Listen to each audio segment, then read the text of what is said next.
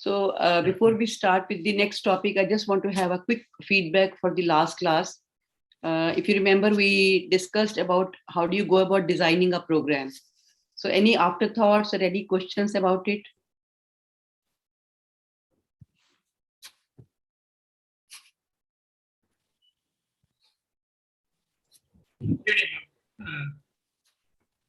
I just tried the e-drop and mind master. Dr. Bala, I'm not able to hear you. I'm really sorry. I mean, there is a probably volume problem. If you could increase the volume. Yeah. Is it fine now? It's better now. Yes. I've gone to the e-drop and mind master, that app you have told. Mm-hmm. Is it free app, or is it to be paid? And so there are both the versions available, free as well as payment based. But for us, I think even free app is perfectly fine. I mean, I'm not using any paid version because my basic work I am able to do on the free version also. It's working very well for me. Yeah. But I think I'm using it on laptop. I don't know if you are using laptop. Yeah. But it's very helpful in, designing, because you need to do brainstorming when you are, designing a program. So whatever thoughts occur to you, you can put them as a floating ideas. And then you can connect and, design the program, putting the things in a place. Like if you want to put an activity in the beginning, so that will be like you're beginning of the program, and this will be the body, and this is the closing, or what all you need to do. Even that I write down, like for example, I need to know the audience, I need to know about the place where we are going to do, because you don't want to miss on anything. So you will put everything in black and white in front of you on laptop, and then that will help you, remembering that what. And then I color also, like if it is to be done, it is done, then I color it green. That means I don't have to bother about it. This is done. And what needs to be done, I color it differently. Then that helps me in knowing, okay, these are now 3, 4, or 5 things that are left in the, whole format. And especially those of you who are in training, you will really definitely benefit with this, app. But even if you are not in training, for example, if I think of Dr. Pinky or, Captain Sandhya, so whenever you are brainstorming initially, thinking, okay, I want to, design something, or I want to do something. So whatever ideas that come to us, it goes immediately out of mind if you don't put them anywhere. So that works more like your, e-whiteboard. It's more like your e-whiteboard. You can put all your ideas. Yeah. Can I request you, ma'am, to just repeat the name of this app? Which you ma'am, it is e-draw Mind Master. Mind Master. Okay. So whenever I start with anything, whether it is content writing, whether it is a program, whether it is anything, I start putting all my ideas on one slide. It's more like, whiteboard for me. So, and then I don't miss anything. That's the benefit of it. So that's my basic tool that I use for all my designing, any activity. Thank you. And in any case, I think for any activity, we all do a lot of critical thinking, creative thinking. So this will be a great tool that you can use. Yeah. Thank you. Any other question or clarification or afterthought?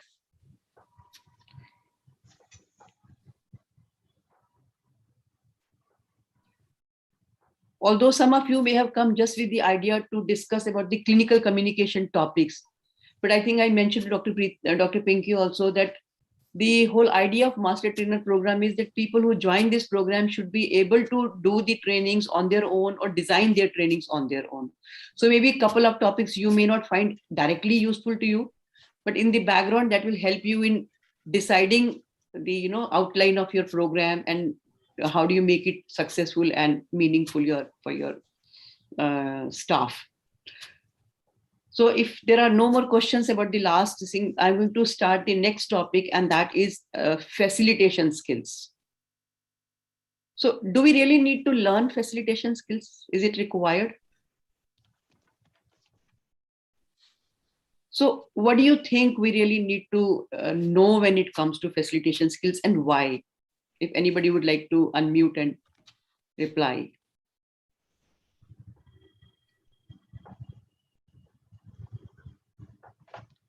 So I think facilitation will improve the outcomes, what we are wanting out of a training program. It will give a better output. Yeah. And a better understanding to the audience as well. So why is this called facilitation? Why is it not called teaching or training? How is it different from teaching and training? So it's more of an involvement of the the learner. Involvement. I think even in teaching and training, we do it, but here the pedagogy is very different. One, you are dealing with educated adults. So it's like somebody who may be willing to learn, who may not be willing to learn. But as a facilitator, you have to see how you can, make that learning happen, because ultimately we design a training program with the idea that people will like it, people will take it, and they will, use it in their real life situation. So we'll be discussing about different reasons or difference between the teaching, training, and facilitation. But do you all agree that yes, we need to have some understanding of facilitation? Yes. So I'm going to start this session with a quiz, and that quiz is, I'm going to give you a situation and the options, and I would ask you to give me your answer, what answer would fit in that situation. So for example, you are taking a program and somebody arrives late. We all know that there are situations when people, walk in later than the scheduled time. So what should be done? Choice one is remind of ground rules. Second is use humor to make point. And third is bar from session. Which one is okay? Third option, didn't get third option. I'm sorry, I'm not, Pooja, you didn't hear the third option? Yes, ma'am. Okay. Bar from session, that means send them out. Sorry, you're late. Go back. So I think the second one. The second one. All the sessions which I have attended in my hospital, there's an external trainer again who's very experienced. So there, if we are late, then 5 minutes, more than 5 minutes, we are not allowed to attend the session. That's a strict rule. So that happens. So for example, not be so strict about it. Reena, one should be allowed no, you see, like we say, one rule will not work for everyone. So if it's a program for somebody who is much younger to you in age and in hierarchy, probably you can use this rule. If you are a professor in a university and you're taking a program for even master students, maybe you can be this strict and students will still tolerate you. But if it's a group of consultants or somebody senior or almost your age or your colleague, and if you use something like this, do you think that yardstick will help you? No, ma'am. I mean, we cannot do that because they have their restrictions. Yeah.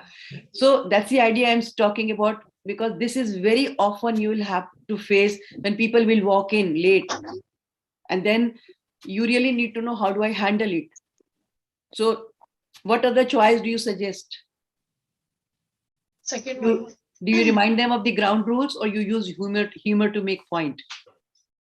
Humor. I think that's a better way of handling the situation, because you would not like to spoil the program right in the beginning by, creating animosity in the session. Okay. Talker. I'm sure you will have people in your group, in your audience who do excessive talking. Probably they know more, or they are in habit of, talking about what they know and showcasing what they know. So how do you handle them? One is ignore. Second is call on others. Third is have them take your place. Second option is good. What do others say? Ma'am, like in our case, we are taking daily training. So if it happens, we let them to say. And when it is like they cross the limit, like they're talking, and we also have some time limit to train the topic. Okay. So we just say that, okay, we will discuss it later. So now I'll come to this thing like this. Okay. But we allow them to speak. Okay, thank you. What about others? What do you say? Second option. Second option, call on others. Call on others. So that means you will have to not just, ignoring will not do, because that might insult the person. And suppose if that person is maybe higher in hierarchy, that person is going to create trouble for you later on. So you really need to engage others. That itself will be a very subtle way of communicating to the person that let others also participate, because it's for everyone and not just for you. Third one, long-winded. Who are long-winded? Who talk a lot on any point. I mean, they would go around, emphasizing one point. So again, do you interrupt them, remind them of ground rules, or counter with own long stories? Ma'am, first point, I would interrupt them and just say, okay, basically you mean to say this. Is that right? Am I getting you correct? And then the person says yes. So again, if it is an interruption, it has to be done in a very subtle manner. It should not look like you're cutting the person down, but it should sound like that, okay, Yes. I agree with you. So you will have to actually wait the moment this person stops to breathe. You will have to take a string from there and move on. So you have to look at that person. The moment that person stops to breathe, you pick up the chain from there and you start your point or mention your point. Okay. Now again, there can be people who are one-track mind. If they have one point on their mind, they will just insist on that point and stick to that point. So how do you handle them? Give demerits, use peer pressure, prompt group for other ideas. I think the Number third one, three, prompt yeah. group. Prompt for- group. Yes. Prompt group for others' ideas. So sometimes instead of you countering them, that no, what you're saying is not just complete or not enough, you ask others to give their opinion. And when that person gets to know, okay, not everybody is agreeing with me, so they will have an idea, okay, that means there are various perspectives to the same situation or to the same question or item. Okay. You will also have people who are non-participating. So how do you handle them? Use brainstorm, single out, make an example of them. What do you say, Dr. Saifuddin? I think brainstorm. Okay. How many of you agree with Dr. Saifuddin? Raise your hand. Yeah. We agree with you. Dr. Saifuddin, we agree with you. You're right. It's very important to engage. There will be people who will be non-participating, but if you're able to ask them some intelligent questions, some relevant questions, something that's related to the topic and related to their real life situation, they will slowly get engaged. So facilitation is not simple teaching. We are teaching the first few rows of your classroom. You have to make sure that you engage everybody and anybody who is in the class and they participate and they learn. Okay. Very often you will also see sidebar conversations, especially when you are doing a on-site program. People will be talking in between, and the moment you will ask, what is it? Nothing, ma'am. Nothing, sir. Then again, after a few seconds, you will see them talking to each other, left or right. If you will again, is there anything that you want to share with the group? No, it's just something. So they will kind of disturb you, but they will not open up. So how do you stop them, or how do you handle them? Stop group discussion to listen, stand next to talkers, or reprimand. Stand next to talkers. What do others say? I will change the location, madam. Both of them. Sorry? I will change the location. I will split them Change the location, go look. Okay, make them sit separately. separately, yes. I did this once and it backfired for me. Okay. I'm sharing my experience because that will help you to know the consequences also sometimes. So I was doing a program for a hospital for the billing staff. And two people were constantly talking. And they were looking very young in age. So I said, can I ask you to sit separately because you are, constantly talking. So what they did after this session, they went and spoke ill about me and my program to the management, where I had no way to explain what exactly had happened in the session. So you got to be very careful not to get into something like this. But yes, something like maybe going to them or asking them, maybe sometimes even in between the break, if you can point out to them one-on-one that you are talking in between is disturbing me and I'm not able to continue because I get distracted by looking at you, and then I feel that maybe you are not interested or you're not liking. So you will have to be very careful when you are using them. So somebody said stop group discussion to listen. So how many of you think that will help if somebody is talking in between and you just stop for a second? Yeah. It may work, they might get conscious and it may work, but I'm not saying that 10 on 10 times it will work. But this works. Even I agree with Dr. Pinky. A lot of time when I'm doing program and if I see people continuously talking, I'll just become quiet for a second and look at that person. And then maybe I would say in a very firm but nice manner, see, if you're talking like this, it's disturbing us and others. Can you hold this on? Can we do this talking during the... But if you are not like rude, they normally understand that they need to follow the decorum of the program. So this works. Okay. Then there will be people who are multitasking. Does that happen? A lot of time they'll start listening to phone, or they will start writing something or doing something that is not related to the program. So how do you handle them? One is remove offending items. Second is remind of ground rules. Third is turn over to group. Turn over to group. Okay. If you turn over to group, what will happen? Ma'am, like what you told, the brainstorming sessions, can we restart?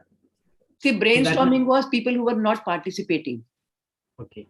So there you are engaging them. For example, if there's one participant who's not talking, so maybe you will call that person's name and say, what do you think? What do you think about it? So the person will open up. Or do you have something more to add? That person will open up. Isn't it? But when when people are using phone or WhatsApp or they're busy writing something that is not related to the program. So how do you handle that? So three options is, one is remove the offending item. If you can take that phone away from them. But can we do this with adults? No, that will be you taken as a personal insult, and that can ensue into an argument between you and the thing. Second is remind of ground rules. Yeah, I think that will be the right thing, madam. Huh? We can remind them. But again, Dr. Pai, sometimes the group is of senior age group or higher in hierarchy. Yeah. Again, saying this, say one of the ground rules is that you're not supposed to be using phone in the class. So may I request you to keep your phone? They may not like it. They'll just walk out. That is true. They will walk out. Yeah. So what else do you suggest? It has to be a combination of all the three, I think. So maybe if we can, is there any other way if somebody wants to try? Dr. Pinky, if you were there. Maybe a group activity you can plan wherein they are forced to, participate. Yeah. And all. But sometimes it may work, sometimes it may not work. And all the time you can't have activity. Yeah. You may be in the middle of discussion. Yeah. So how do you really, suddenly think of an activity where you can engage them? But yes, when you're doing an activity, you can engage them in a manner that they have to leave the work. I think a gentle reminder of the ground rules. Gentle reminder of the ground rule may work. I think I agree with you. So that means we can, because ground rules can be said in a manner that's not like being rude, but can be used as an assertion to the group. I agree. Okay. So keeping the groups, madam, keeping the group small is, for the senior people, we should keep the group small. We'll do the trick. Then they don't have the luxury of, trying to talk. Huh? Yeah. Just like we are 10 people. Now I cannot multitask here. Yeah. I have to be, observant. Yes. And, participate actively. Yeah. Same way, if you have senior people, keep the group small so that they don't have that, leverage of, doing something else, and I completely agree with you. I completely agree with you. So therefore, whenever I am doing a program for any organization, I tell them, please don't have more than 25 people. Yes. And on online, if it's a hands-on training program, I say not more than 10 to 15 people, because I want everybody to engage in the discussion, participate. But I recently did a program for Center for Sight, and they had 70 people as participants. Oh, I said, I told them right in the beginning, because I asked for the Excel sheet of the people who are going to attend. And they were all like senior management people, even junior management people, executives, everybody in one go. The problem is their training needs are very different. And some of them may be already knowing so well that for them it will be waste of time to attend something very basic. And for you also to engage so many people, it's practically impossible. So it was more like online. So there were, on one screen you can see 25 people. So rest 25 will were on the second screen, and the rest were on the third screen. So I could hardly engage them. I said it's not going to be like a lot of interaction, but I could use a lot of interaction, but I could not engage everybody in that, because only those who participated would. So I completely agree. Keeping the group size small is a very good way to engage them. Okay. You may have also come across situations where participants would pass snide remarks. How do you handle that?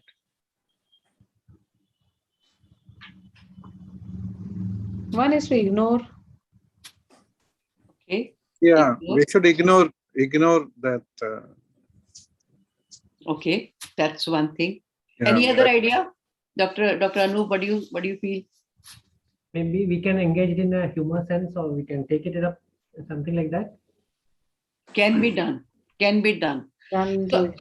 So I'll share one experience with all of you that really made me do, train the trainer program from Dale Carnegie, just to learn how do you handle disruptive behavior, because at times it can be very, very upsetting.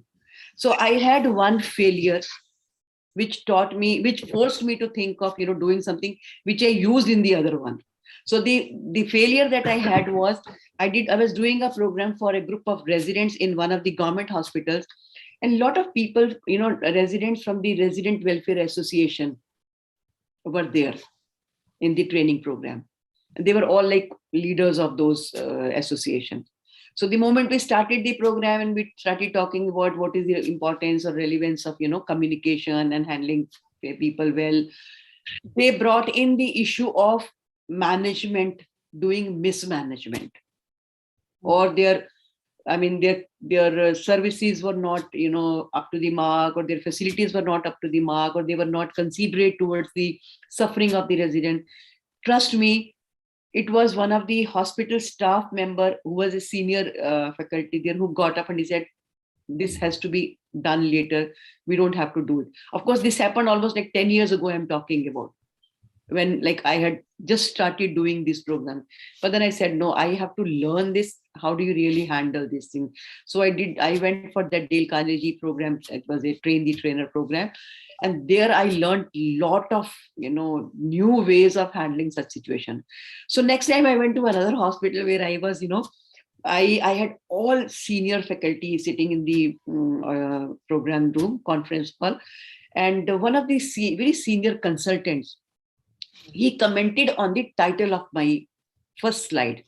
The title of my slide was Importance of Communication Skills in Healthcare Industry. And he said, healthcare is not industry. How can you call it industry? Healthcare is not industry. So had I been my older version, probably I would have got into explaining to him, no, sir, it's an industry because we are providing service. There is a product, there's patients.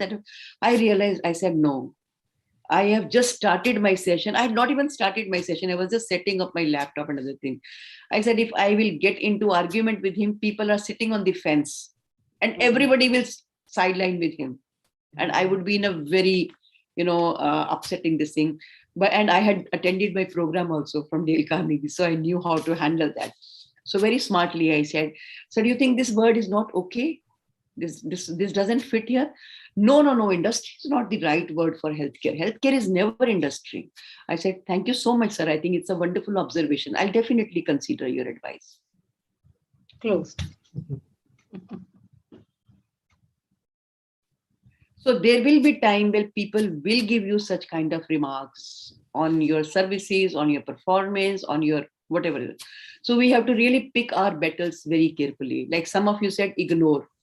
Yes, sometimes that has to be ignored for the larger interest, because you don't want to get upset. And because if something like this happens right in the beginning of the program, your mood goes haywire. It becomes difficult it impacts your working memory. So you feel anxious and you feel, disturbed. And most of the times you will not have notes in your hands. You are always talking, from the experience or the mind map that you have made for the program. So if you get disturbed, you are going to, lose the ground right then and there itself. So when they pass night comments, I think sometimes it's all right to ignore them. But then if it is something very serious, that's probably where you need to assert. But then that assertion has to be done very carefully, because there is a possibility people might go on his side. Because if you have gone as a external trainer, then there's a possibility that everybody will sideline with him and you will be left alone on one side. So you got to really pick this very carefully. So the options this quiz gives is employ sarcasm, ask them to elaborate, seek group reaction. What do you say?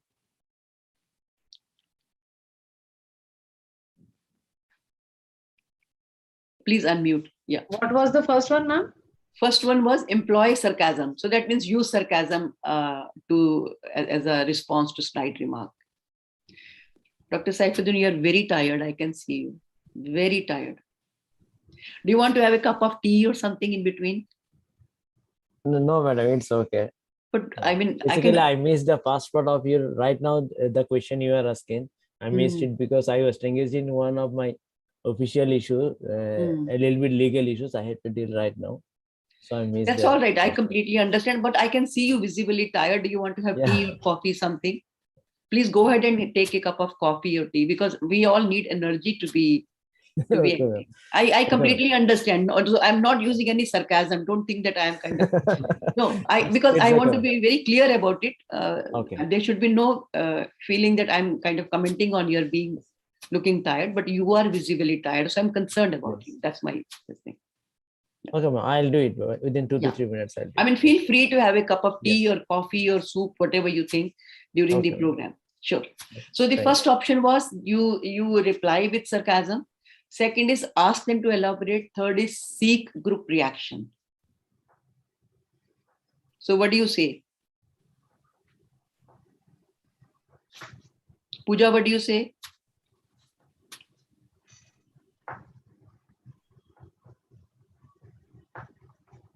I think means seek group reaction. Okay, that's a good thing. That helps sometimes, because when you ask others to speak, chances are they will not go by the person who has done something wrong. Usually people will either speak neutral or they'll kind of avoid worsening the situation.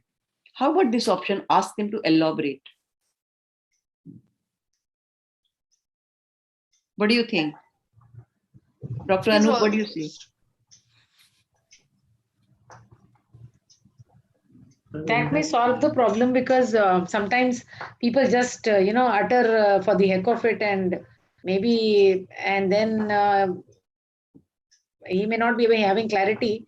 So then he fumbles and you are able to tide over the situation. That's another good way of handling that situation. When people make some comments without thinking, and if you put them on spotlight by just asking, I'm really sorry, I didn't get what you exactly mean. Can you elaborate on it? The person will definitely become conscious that, okay, I have gone beyond a point. So that's another way. But again, this has to be handled very carefully if you're very sure of being able to handle it, because this can go on, and then you may get into an argument with the person. Dr. Anup, do you have anything to add to what we said? No, Do you agree with what we are Yeah. discussing? Yeah. Thank you. Okay. Next is cell phone users. Very often. So what do you do when people use cell phone? Happens? So what do you do? How do you handle that? Ma'am, in the beginning of the session, we can set some rules as we always do. It is not allowed. But in case of hospital, there are calls which are really urgent for the management, that level of management to be taken. So we can tell them that such calls are allowed. Please go out and take the call and come back. Or if it's urgent, you need to go to the floor, you can go and attend and come back. So we can set such rules. I agree. But when it is a senior group, so not allowed word itself can offend them. So if I say, sir, cell phones are not allowed during this session, and if it is urgent, please go out and attend the phone. So that all itself may be taken as an offense against them. We can use a proper polite way of explaining that. Yeah. Okay. Yeah. During so the maybe session, it would be setting the good. ground rules right in the beginning is a good idea. Setting the ground rules in the beginning is a good idea. So it's always good to announce very clearly. I would request all of you to keep your phone on silent mode. In case if it is very urgent, I would request you to go out and attend the call. If it is avoidable, it will be nice if you can avoid picking the call, because it would disturb the flow of the program, and also you will lose the content on the flow. So hopefully this will work. Also, sometimes when we use a statement like, see, even I would not look at my phone during the program because I want to connect with you 100%. So I would request your 100% attention. But then it depends with what group you are, dealing with. So any other idea, Dr. Pai, do you have anything to add to this? Cell phone users, how do you use? Yeah, I think we should reiterate that, ground rules in a polite way. I fully agree that is what can be done. And as I earlier said, keep the group small so you don't get the space to, to do mischievous things. So Dr. Bala, how do you use this when people use phone? Yeah, we'll remain the ground rules and we'll inform them to make it silent mode, not a vibration or. And sometimes people still will pick. Again, you got to see whether you get into an argument or any kind of, it creates animosity. If you stop them, it creates ill will, and people sometimes, those who like to take a call, they may not agree with you and they may have their own explanation. Ma'am, what do? We have a call coming from the MS, we have call coming from the director. So it's very important call. So your argumenting with them will not really help. Okay. So the options this gives is confiscate phone, remind of ground rule or the group, ground rule. And third is temporarily halt training. That will be too harsh. But I have tried this couple of times. If somebody is regularly taking the call, so if you just stop for a couple of seconds and not say a word, it works. But then maybe you can't do this with people who are in senior cadre. It wouldn't be taken as it wouldn't go well with them. Do you agree with me? Yes, ma'am. Yes. Next is especially dark when cloud. Sorry, please go ahead. Go. Yeah, especially when they are forced to attend a communication skill program. This is mandatory. So they come with a negative mind from the first place. So true. Okay, you will find people who are confrontational. How will you deal with them? People who confront you and they just challenge your point.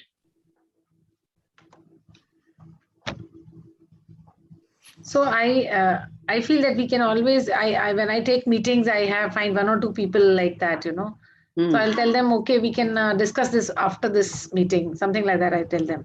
Yeah. So again, if you're in that authority position where you can say like this, they may agree with you. But sometimes outright they will say, I don't agree with you. And it becomes very challenging to handle that situation. Very challenging to handle that situation. So if they are confronting, how would you handle?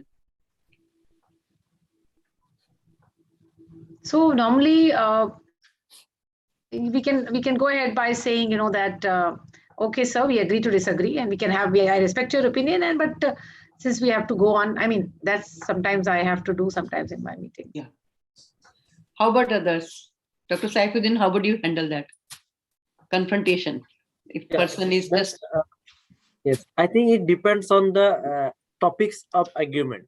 If as you are talking about healthcare communication, so if the topic is relevant to purely clinical issues or scientific issues, then references, evidences, case studies, I think can be a good clue to make the good argument and positive confrontation, to have positive arguments. But if in case of managerial activities or administrative activities, then it's relative thoughts. Then we can accept, or we can disagree, or we can settle like we'll talk later in this way, I think. So true. I agree with you. I completely agree with you. So Dr. Sandhya, how do you handle that situation? I'll apologize. Actually, I had missed the context of this. Okay. So what we are doing, actually, I have not started this session, but we are doing quiz right in the beginning of the session, because I thought I have to bring this to the awareness to everybody that why are we having this session? So this session is on the facilitation skills. Although many of you may be excellent facilitators, because if you have years of experience as facilitator, you may be already very, very, good at it. But this is one topic that we are covering in the master trainer program. So you will have to attend it just because it's part of the program. But then, of course, there's always something new that we learn from group discussion or from the presentation. So we have just begun the topic, and we are trying to, we are talking about the disruptive behavior. So in facilitation, I think the biggest challenge is how do we handle people who are disruptive. So we are talking about various varieties of disruptive behavior. So we are talking about people who are who confront you in the class, where you're taking a session and somebody will get up and say, I don't agree with you. What you're talking is all about Western, studies, and we don't, why can't you bring in some Indian studies to tell what is the reality? So, I mean, they're literally challenging your topic or your session or your content. So I was asking you, how do you handle if something like this happens? So if I have, the people, the audience.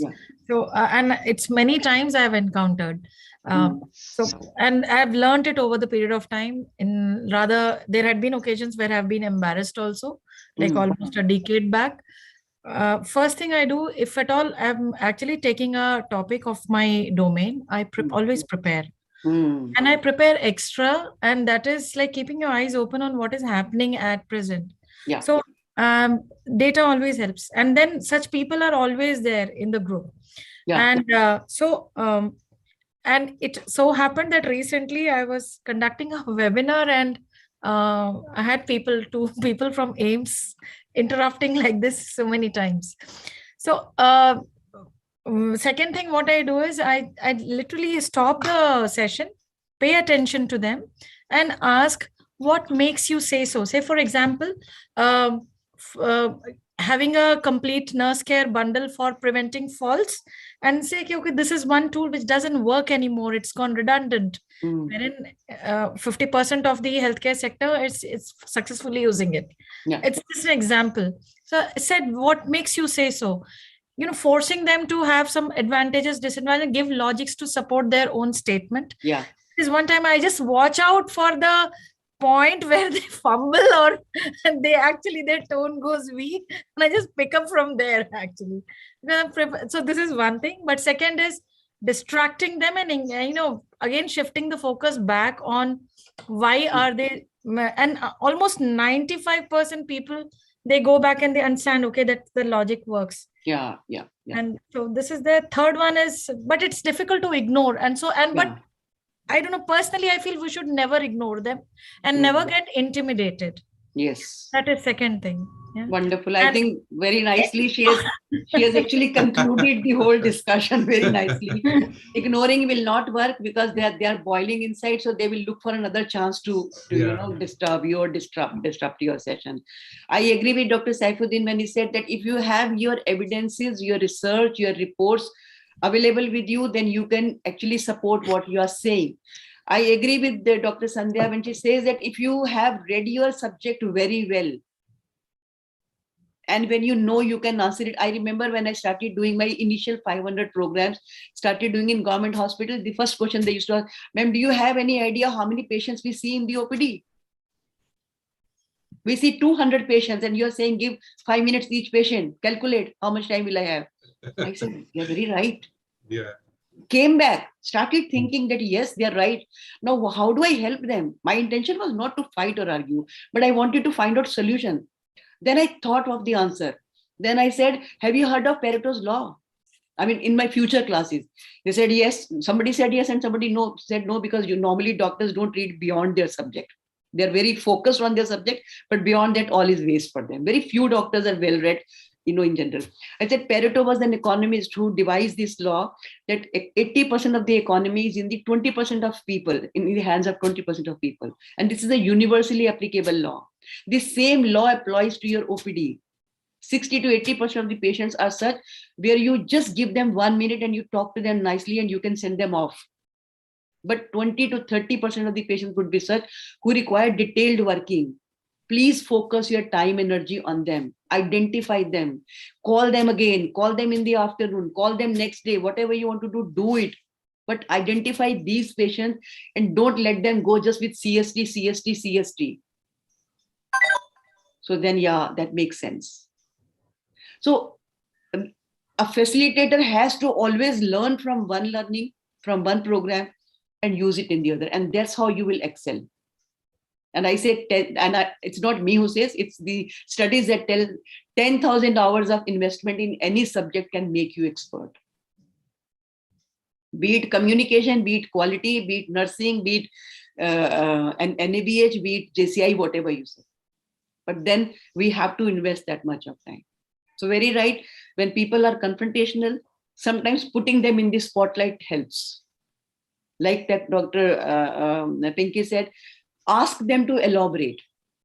So once they have said something just, without thinking much, they will not have any ground to hold because they have just spoken to seek attention, to make fun of you, or maybe to distract everybody. But you ask them, you made a comment. I'm sure you have a reason for making this comment. Can you elaborate on it? They will not have anything much to add. So that itself will make fun of them and not yours, and they will. But ignoring them will not help. Confronting them, arguing with them is definitely going to be, because if you are an outsider, you have gone to do a program, don't expect people to come to your support. They will support their own team member. So that point also we need to go. Suppose if there is so we were talking about confrontation. The three of options this quiz has given is: consider removing from session, be persuasive, report them.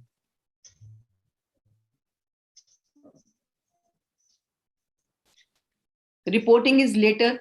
So maybe if you think it's important to report, maybe you can report if you think that's it went to the extent that it needs to be reported. But I think on this spot, you need to handle it the way we have discussed just now. I think that makes a lot of sense. The last one is a physical threat. Suppose if you experience physical threat, how would you handle it? So use your Kung Fu training, attempt to intimidate, and suspend training. So how will you handle? Suppose if somebody says, I'm going to kill you. Captain has got a gun with her. My husband took it away, actually. She will take it out from the bag.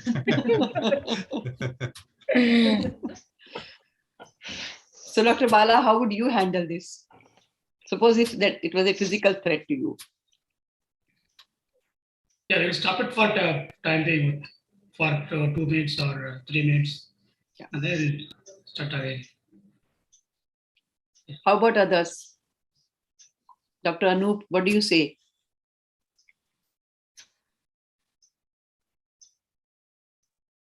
Fight back is not a good idea if the other person is really strong. So has anyone ever experienced something like this? No, even I haven't. It's very rare. Even I have not. Can I share? Can I share one experience? Sure. So I had actually quit Forge and venturing into the. I was working with a large network organization, and we got the responsibility of developing the hospital sanitation standards in collaboration with government. And so Ministry of Health has assigned us to, and I'm quoting the hospital as well. It is a huge Safdarjung hospital, and we were asked to prepare and help them and take sessions for them. Now these were multidisciplinary sessions, and in my bucket, what came in was the grade 4 employees and the nurses. And so it so happened that my first session went seamless because there were little senior people in the grade 4 employees. These are all ward boys and everything. And these are the most deep-seated people because they only retire and they join. They are very less educated. And those days, like they were even 8th and 10th pass. Yeah. Because in their 50s. And and it was a mix of group of almost 35 to 40 grade 4 employees. And so I was taking the session, and in between, we going from corporate, we also need to learn how to prepare ourselves to make them feel that we are one of them. That is the first time I realized it. Otherwise फौजी लोग वो अपना उसमें चले जाते हैं and all, and then वापस we come back to Mother Earth at times, when environment makes us realize that. Yeah. And so during my session, I realized they were not paying attention, and I just got a little irritated. So, but then I realized, okay, इनको हिंदी समझ में आती है तो हिंदी में बात करेंगे. And for everybody's interest, I'll talk in English because they'll be telling. Yeah. And so I started talking in Hindi, and in that, suddenly what happened? I said dilutions. There was a topic where I said that people mix and they use malpractices. They don't. It is just waste, and it doesn't work because it's not saving patients from infections and all. And one of them, who was like 50 plus, very aged with all gray hair, and he was so angry, and he said कि आपकी हिम्मत कैसे हुई, आपने ये कैसे बोला कि हम लोग यहाँ पे गलत काम करते हैं. So he perceived it this way. And second one, and then it was just a trigger, probably because it was very late. After many days, I learned that it was for the first time they were attending any type of formal training. And they were getting angry कि हमको क्यों बैठाया जा रहा है सारा दिन कि सुनो बैठ के. It was very difficult for them to sit and listen. Yeah. And then I said कि and then suddenly the way he got up and spoke, I didn't like it. I got a little angry, and then I said, nobody accused you, and my tone was high. And then he said that and then he just came down because it was a ladder type of classroom. Just came down and bang in front of me. There was hardly 4 or 5 almost 10-inch gap between two of us. And I said, आपकी हिम्मत कैसे हुई कि आप ऐसे बात कर रही हैं, आप हमारे अस्पताल हमारे इलाके में आके. Well, it went bad, and then suddenly I said, and I don't know what happened. I just put my hand on his shoulder, and I said, इधर देख के पहले बात करके आराम से बात करते हैं. And then with that high pressure, what I did is I just made him sit on that chair. And I sat on the table and I said, अब हम आमने सामने बात करते हैं, अब बताइए आप नाराज क्यों हो रहे हैं. He suddenly sitting on the stage on the chair was very, he was like taken aback that someone will make him sit like that, and that too holding his shoulder. I don't know, it spontaneously happened, but his tone settled immediately. But by the time when there were 4-5 people who just came and stood there, they just stood quiet. And then I just spent time listening to them. Then I said, fine. And they started pouring out that stores say solution gets vanished and we don't get supplies. This was not at all there in the agenda and in the context, but probably that putting the hand on the shoulder and making him sit probably immediately settled, because but I'm glad that worked in your favor. Sometimes it can go, it can misfire also. And probably with a woman doing like this, behaving like this in a decent sari, or I would say this thing, probably he must have never experienced this in his life. So this was must have not realized how to respond or react in that situation. But it was my good luck that he didn't get further furiated. And you could manage it. Thankfully, you could. Wonderful. Thanks for sharing your experience. So I'm sure similarly, all of you must have seen something like this or must have personally experienced something like this. So the idea of giving you this quiz was that the facilitation skill program, this session will help us to understand the finer details of how do you really facilitate a successful session. All of us do this facilitation, but how do you really make sure that your session goes well, people are happy, they learn, they go back satisfied. I think that's what we all want. So I gave you this quiz just to generate that interest in all of you, that we got to be really very careful when we are designing a program, that it should not only meet their needs but should also create interest in them for learning. So with this, I'm going to share the screen with you and show you the present. Yeah, please. So what to do in this case? Like, what is the answer for this? Yeah. So in physical threat case, I would always say you should suspend training. Don't take it lightly, because it was one person whom she could manage, and had 3-4 of them would have come, it could have gone really, really wrong. Something beyond your control. I mean, they wouldn't have cared whether you're a lady or a gents. They can do anything, because when you are angry, you just lose control on your rational mind.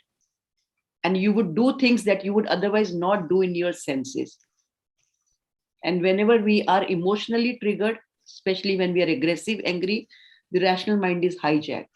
So I would not advise you to take risk or to be hero or to say, देख लूंगा तू बाहर आ, तेरे साथ मैं भी, मुझे तू नहीं जानता, मैं भी पुलिस वाले को जानता हूँ. नहीं, all that is not required.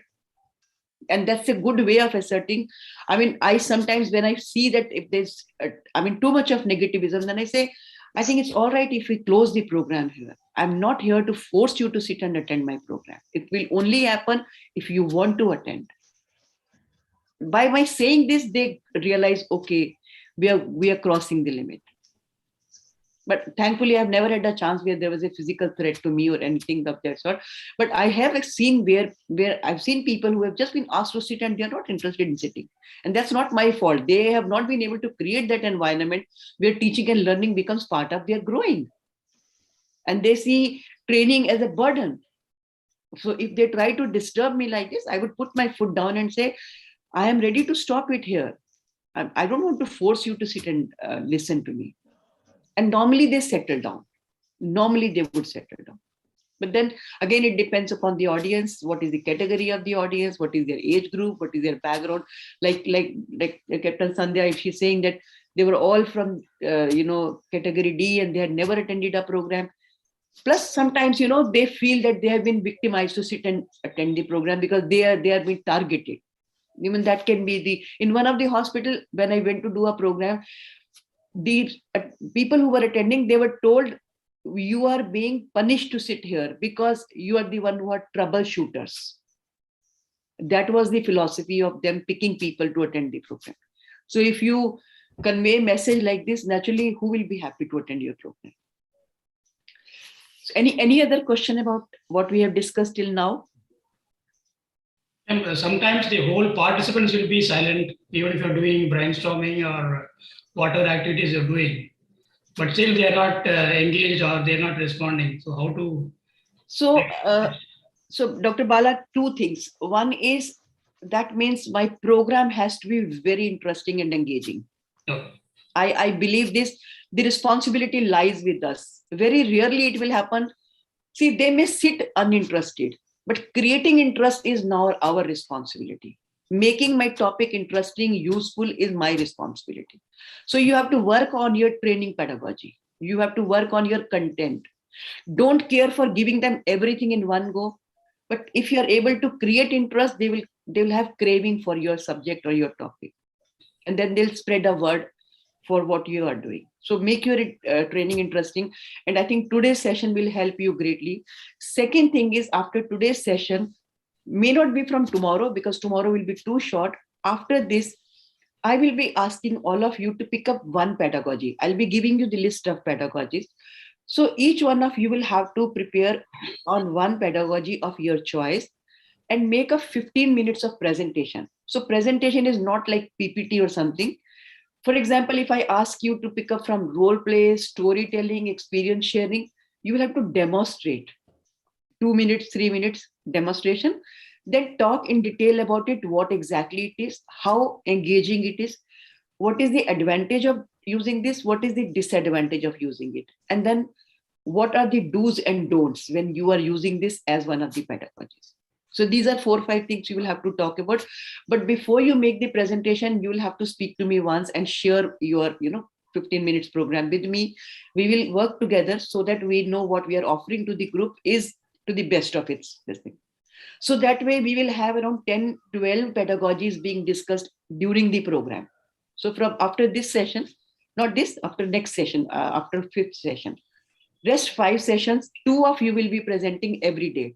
So my session time will be now 1.5 hours for me and half an hour for the 2 participants, where each one of you will be presenting for 15 minutes. Is that okay? And that is what will make this program master trainer program, because we will get to learn a lot of pedagogies from each other. And that will help you develop your program, successful program, enriched program. Okay.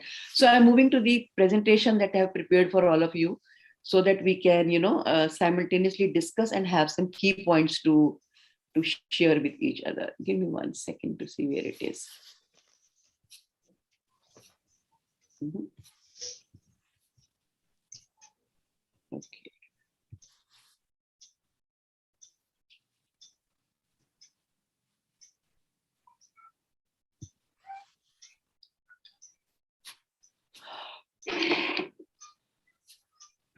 Give me 1 second, please.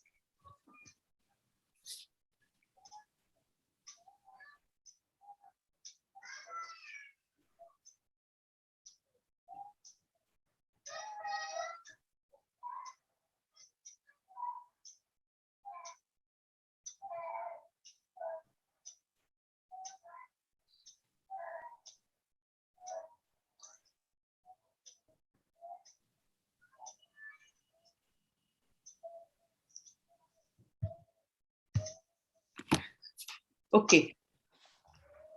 So as I said, this is the topic of discussion today. And I started with the quiz to give you an idea that how you can even start your program without introducing the topic, but creating that interest in the audience. So, and we did talk about in the beginning that what is facilitation and how is it different from, teaching, training, and teaching and training. So we all know teaching and training are some of the basic ways of, conducting any session. So in school and in college, we all do teaching, but with adults, probably teaching will not work. So the whole purpose, the pedagogies, the group type, group size, involvement, everything will be different for all different 3 setups. We call it facilitation because we are dealing with adult audience. We are dealing with mostly educated class. We are dealing with people who are professionally qualified. We are dealing with people who believe that they know a lot or they know it all. So there, our role of teacher or trainer will not function. So you'll be more like a facilitator where you will be making sure that their learning happens, but you are not leading them from front, probably you're leading them from back. And you're making them learn whatever the training need is. So facilitator is a person who will help the group to work together Now, for example, we are doing a program of master trainer. All of you are excellent professionals in your own field of work, but we have come together to work on a topic that we want to learn about, training in communication healthcare. So it's a common objective that for what reason we are together. So me being a facilitator, not that I have anything extra to tell you, but maybe we are discussing it in a manner that it makes more sense to everybody and it brings all of us together to the same platform. So when we are talking about facilitation, I think the most important thing we have to start with is delivery consideration. So how do you deliver your program? So the training format will decide your delivery consideration, and that the tip that I would like to give you is the sequence. So how do you sequence your training content? It's a good idea to always start from simple to complex. So even if you have a most important thing to be given, but if it is difficult and complex, and if you go and straight away talk about it, probably it will not help. So make sure that you start from a simple concept to a complex concept to wherever you want to take them. Second thing is, even if you have something very abstract for them to learn, always start from something concrete. So if you will take from concrete to abstract, it will be easy for them to understand. For example, even if you want to talk about a machine that function in a particular manner, so you will have to pick up some examples from the real life of the audience, which they have seen or they have handled or they have an idea. So I remember when we talk about SOPs, to people, okay, you have to develop an SOP of this particular procedure or this particular process. So if you talk about SOPs, it is very challenging for regular people to understand what do we mean by standard operating procedure. So what I do, I ask them, okay, do you prepare tea? Yes, we all prepare tea. So how do you prepare a cup of tea? So they would say, okay, I'll take a pan, then I'll put it on the fire, and then I add a half or three-fourths cup of water, and then I let it heat, and then I add this. So they will explain me everything in a very, very systematic manner. I said, can you write down all this? Yes, we can write down all this. I said, okay, write down first step, second step, third step, fourth step, even the quantity that you need to it. I said, you have now prepared a SOP of making an excellent cup of tea. Similarly, you can prepare SOPs of all the work that you are doing in the hospital. So what I've done, I've taken them from concrete to abstract.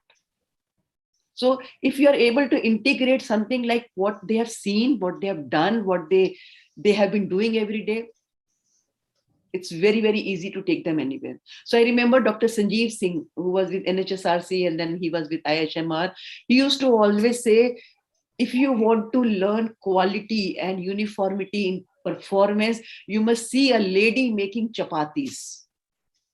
Her size of the chapati, the roundness of the chapati, the thickness of the chapati will be so uniform that you ask her to make 100 chapatis and you will not see much variation in her performance.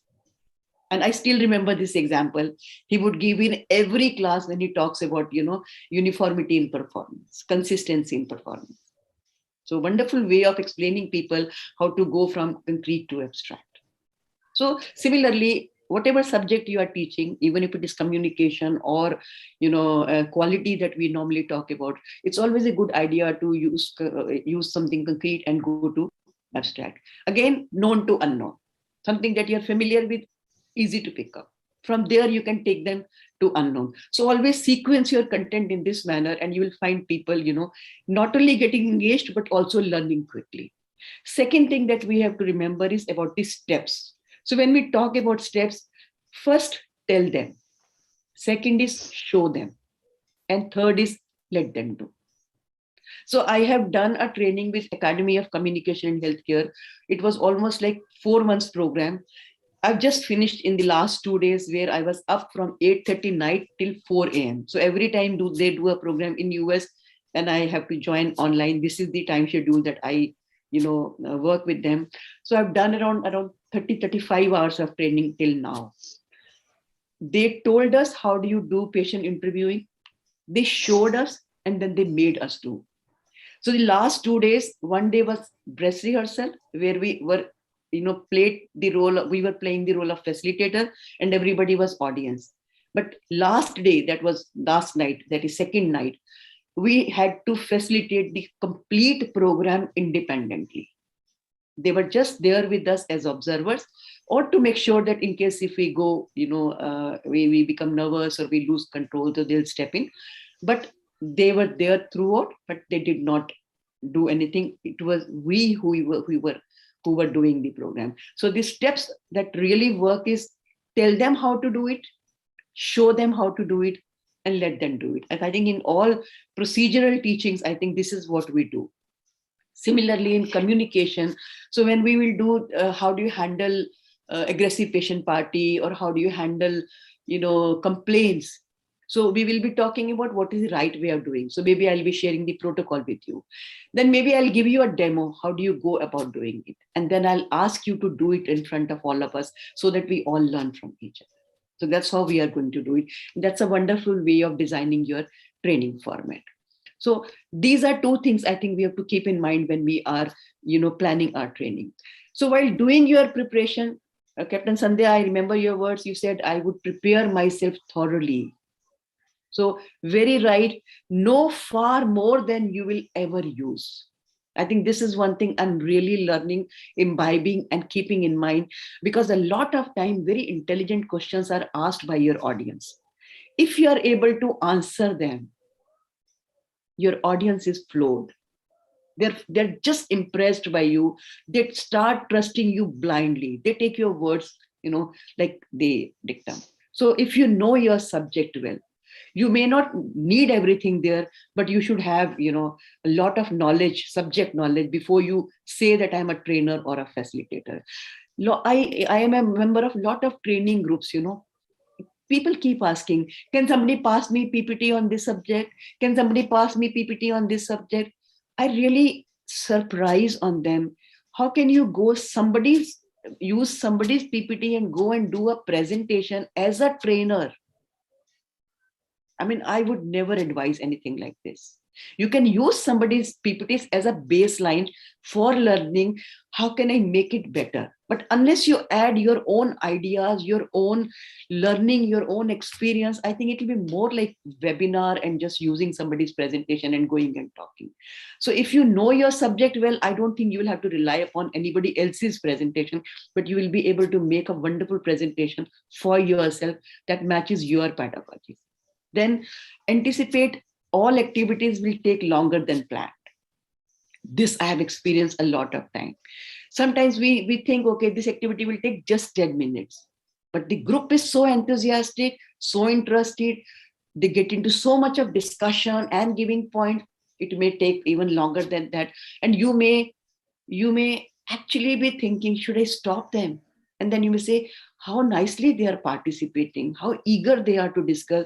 I don't think it is wise to stop them in between. Why interrupt their learning? Why interrupt their discussion? So be ready with a plan where you may have to fit in something extra because the audience is not participating, but also be ready with the idea that most of the activities can take longer than planned. For example, this quiz that we have discussed, I thought it will take 10 minutes. And I think it took away a lot of time, but we had a wonderful discussion around a lot of issues. So we will be cutting down on the PPT because we have discussed a lot in the quiz, but then that has added to the group's learning. Then allow 3:1 ratio of preparation. So if you have 1 hour session, at least 3 hours. I do not agree with this. Honestly, I would say almost 10 times to start with. At least 10 times. If you have 1 hour of a session to be delivered, at least 10 hours of preparation. But yes, if you have become pro at it, then even 3 hours is okay. I never go for a program using the same PPT. Never do that mistake. Never do that mistake. Never think I can use the same PPT for all the groups. The moment you will sit in front of your laptop, and if you will remember who is my audience, or they are nurses, or they are doctors, or they are residents, or they are students, immediately your content is going to, vary. It's going to change. So I would say, even if you are doing one topic 100 times, Don't use the same PPT, don't use the same content. Go through the content and you will see a lot of new ideas coming to your mind. I had used this PPT in my previous class, but when I sat 2 days ago, even today, I have completely changed it. And I'm so happy that I changed it. I've added so much to it that I feel, oh, my last batch actually missed a lot of good learning that I'm going to add to this session. So same way, make sure that you do a lot of good preparation before you go for a program. Again, plan for both smaller and larger than anticipated groups. A lot of time, you may go with the idea that you're going to have around 20 people and you will find 70 of them sitting in front of you. You may go with the idea, oh, there'll be, like it happens a lot of time in the conferences. When you're invited in the conferences, you do such a huge preparation for that 8 minutes and 10 minutes and 12 minutes of presentation. And you see in the audience, there are 5 people, there are 10 people. What a disappointment it is. If you ask me honestly, I do not like any invitation coming from any conference. I consider it as waste of time, my time. And I really, plead people, if that's the situation, please don't hold conferences for the name of sake of just having. I was invited by Association of Surgeons of India in Bhubaneswar. They paid for my travel. They looked after my stay. They looked after everything. One of the senior person from NABH also had gone there. We both were supposed to be speaking back to back. No audience. So my time got wasted. I was very disappointed with that. But yes, when you're planning a program, there will be occasions when there'll be few people. So don't get upset and don't blame yourself for it. A lot of time we start belittling ourselves or we start losing confidence in ourselves. Am I not a good trainer? Is my subject not an interesting one? Is my presentation not worth the presentation? But be ready for both the situations and plan for both the things. While presenting, remember, you cannot hold anybody's attention for more than 90 minutes. Probably that's the highest. That's the highest. And that also, if you're able to create variety in your program. If it is just simple one presentation and you are talking and people are listening, they're going to lose interest. But maximum time is 90 minutes. I was talking to my daughter and she said, after every 1 hour on our online program, we get 10 minutes break. Get up, stretch yourself, use your washroom, go and have a cup of tea or coffee, do whatever you want to do, but get that free. But I think here we are doing around 90 minutes program at a stretch, and that's the maximum. Then, as I said, conduct content-rich segment early in the session. So if when you are planning a session, to start with, if you have done a good beginning, which I'm going to talk about, how do you make a good beginning? Content has to be given as early as possible in the beginning.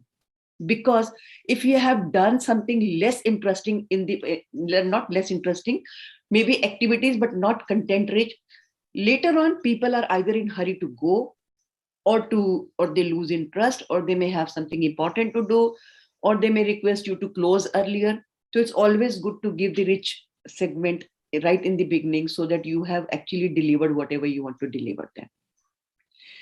As I said earlier, also build activities into each segment if you want to engage your audience. And I think that's the crux of the story. If you're able to creatively think of new programs, new activities, you can take them to any extent. Include visuals and hands-on opportunities. Again, that will engage them more. Provide opportunity for repetition and reinforcement.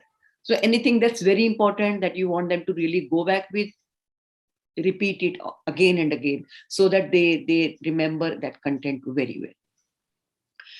Project enthusiasm, confidence, and encouragement. That's, I think, very important. If as a trainer or as a facilitator, you anywhere lose enthusiasm or confidence, you've lost the game. So you have to have a lot of confidence and believe in your work. What I'm doing is very important, very close to my heart. I'm passionate about doing it. This is in my blood. That's the, spirit you need to have if you want to contaminate others with your enthusiasm. So you will have to really maintain your enthusiasm, confidence, and encouragement throughout the session to make sure that everybody stays connected with your energy and you are mutually energizing each other. Now, to ensure participation, have variety in dynamics, vary your dynamics. How? Sometimes you will engage entire group. Sometimes you will engage people sitting on the table. You have 4 or 5 people sitting on the table. I'll be talking about how do you make the sitting arrangement and what is the right way of doing it. We'll talk about it in a while. And sometimes you will ask 3 people to participate. 3 people activities. Sometimes you will look for pair activity. So create variety.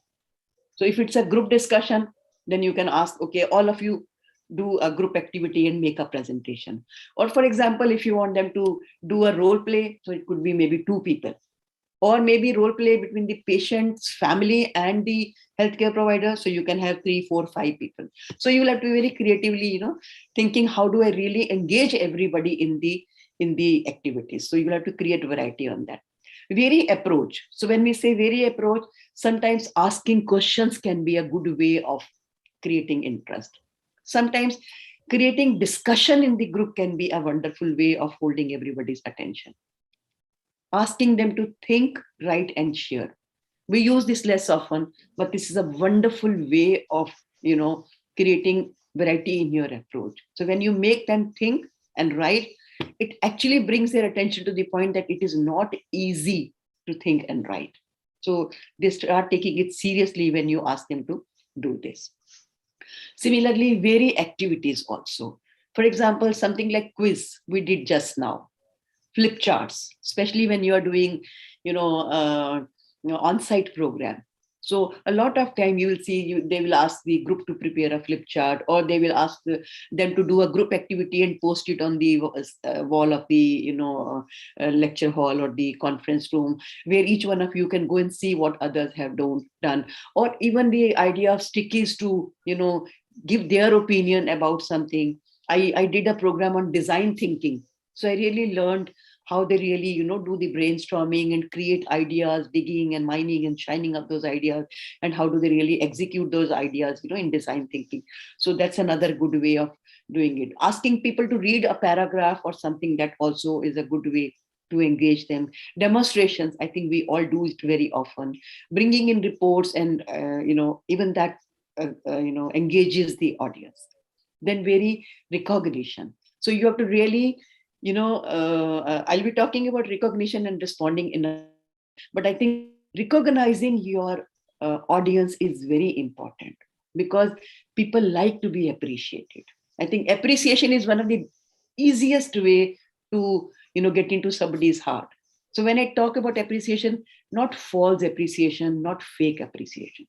It has to be genuine. It has to be visible on your face that you're really impressed by that person's participation or comment or addition.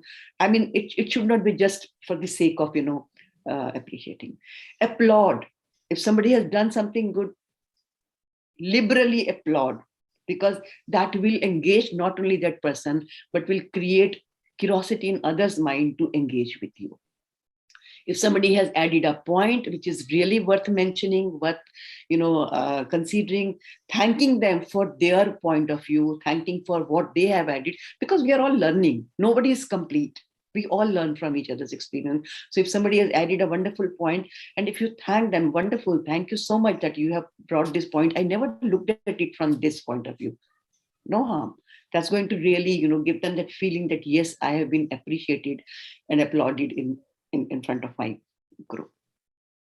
So when we are talking about facilitation, I think understanding adult learning is very important.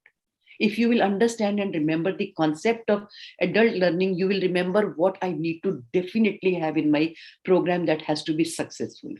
One thing that we have to remember, that adults should understand the purpose and objective of the program. And if you are able to bring this to their, knowledge, they will attend your program with great interest. So I remember I was doing a program at IIM Ahmedabad for a very senior group of doctors. So there, usually you see that sometimes they come just for the sake of fun and not like very interested. So I just asked them, what do you think are we going to do in this session? So most of the people had no clue and had not even seen the program, that what is being going to be covered in this session. So I asked them that, what do you think are we going to cover in this session? So most of them were unaware. I said, okay, let's do a small activity. I said, how many of you like window shopping? So 2-3 of them, rose their hand that, yes, I like window shopping. Okay. I said, one of you, please come along. So I brought that person to the, dais where we were standing, and others were sitting in that ladder type setup. So I said, assume that these people who are sitting in the front, there were 4 or 5 people sitting in the front. I said, assume that they are, we have gone to a mall and these are different shops and they are selling something different, but we have gone for window shopping. That means we are not going to buy anything. We are going to just try different things. So let's both go and, start, trying to converse with the shopkeeper. So we went to one of the doctor. We said, okay, you are selling phones. So what quality phone it is? What is the brand of the phone? What is the cost? Oh, this is very costly. Sorry, I don't want to buy. Then we went to the second one. I said, okay, you are selling pen and book. Okay, we have a conference, so we require a huge quantity of this. So how much will be the cost, per dozen? Okay, let us talk to our organizers. We'll come back to you, because we didn't have to buy anything. So we went to 4 or 5 shops. Then after we finished it, and I asked that person that, imagine that during that interaction with different people, you had your phone and a bag in your hand and you left it there. And now we need to find out who has my bag and my phone. So let's go back and try to, again, strike a conversation and ask them for their help.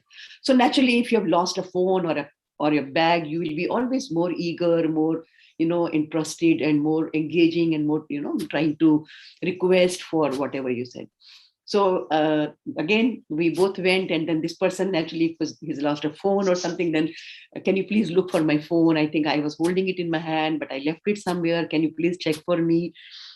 Then I would ask the audience, what difference did you see in our approach? So they would come out usually with the right answer. That in the second play, you were more eager, you were more requesting, and you were really wanting, you were eager to get your lost thing. I said, when you come for a program without any objective or purpose, you're window shopping. So you should never come without any purpose and objective. Never sit in any program unless you know what you're going to be given. And I, as a facilitator, can give you anything and go back. How will you know, did I really give you what you really deserve to be getting? So I've done 2 things. One, I made them realize that you are here without any purpose. So that also settles them, that you can't be sitting in a program without a purpose.